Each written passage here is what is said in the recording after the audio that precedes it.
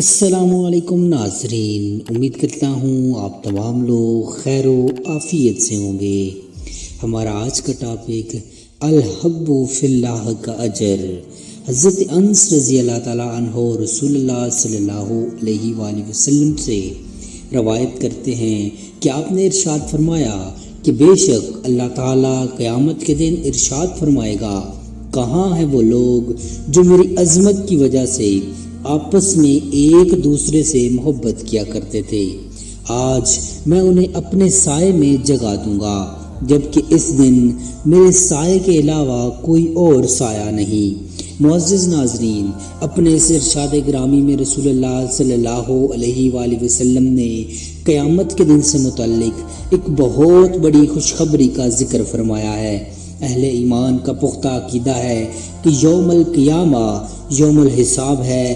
اس دن ہر آدمی دربار الہی میں پیش ہوگا، اعمال نامے کھل جائیں گے، فرشتے مکمل ریکارڈ لے کر موجود ہوں گے، زمین پروردگار عالم کے نور سے چمک اٹھے گی، سورج سوا نیزے پر ہوگا، زمین تانبے کی ہو جائے گی۔ انسان جو اس باخبری کے عالم میں ماں باپ، اولاد اور دوستوں سے چھپتا پھر رہا ہوگا۔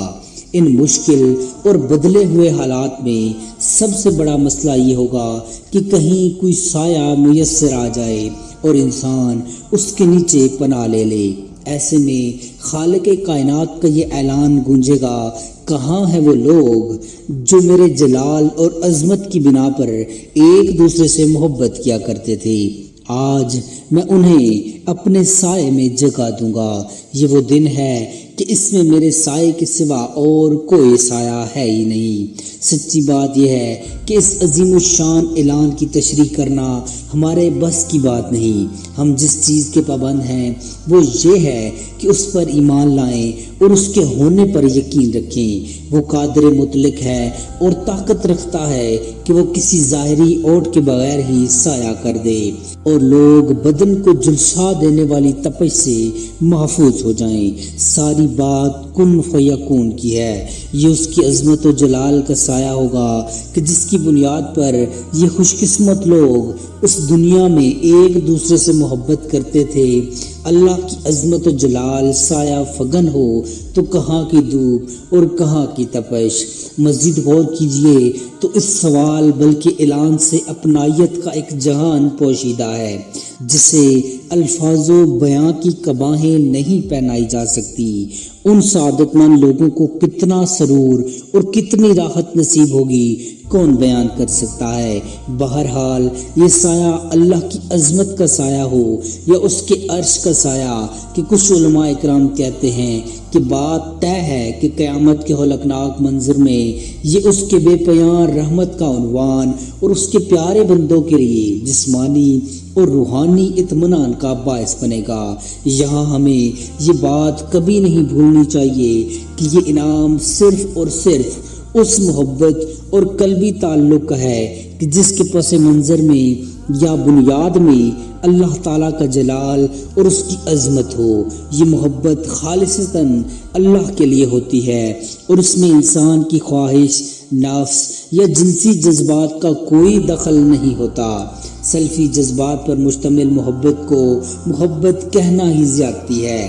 وہ دراصل خیانت نفس ہے اور اخلاقی اعتبار سے نہایت گری ہوئی حرکت ہے جو گلی کوچوں میں رسوا ہوتی پھرتی ہے۔ اللہ کے نام پر قائم ہونے والی محبت کے لیے نہ ڈھنڈورے پیٹے جاتے ہیں اور نہ ہی اس کے اظہار کے لیے کسی کو پھول کی پتیاں یا گلاب کی کلیاں پیش کی جاتی ہیں۔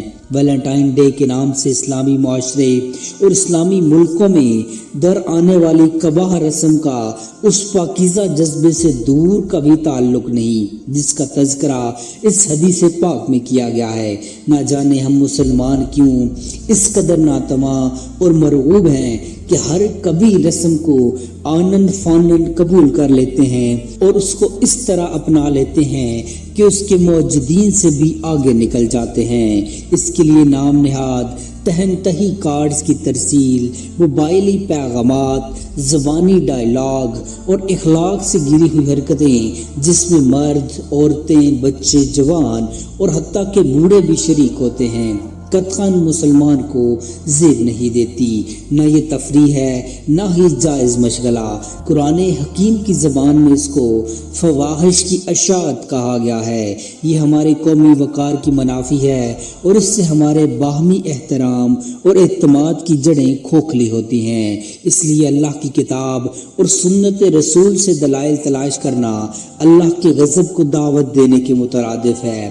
اس سے اعتراض کرنا اور دوسروں کو اس سے منع کرنا ہمارے اپنے مفاد میں ہے۔ حضرات گرامی، اللہ تعالیٰ کے پاکیزہ نام پر قائم ہونے والی محبت مطلوب بھی ہے اور محبوب بھی۔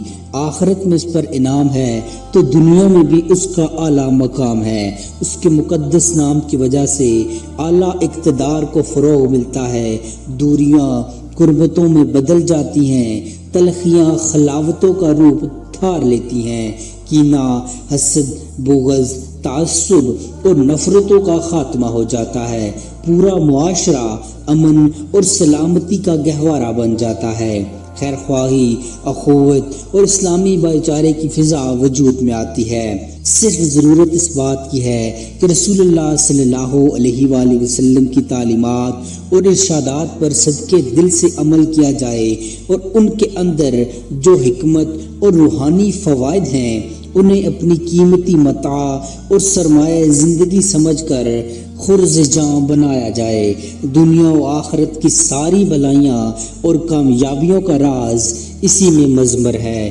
اللہ پاک توفیق عطا فرمائے، آمین۔ امید کرتا ہوں آپ کو ہماری آج کی ویڈیو پسند آئی ہوگی۔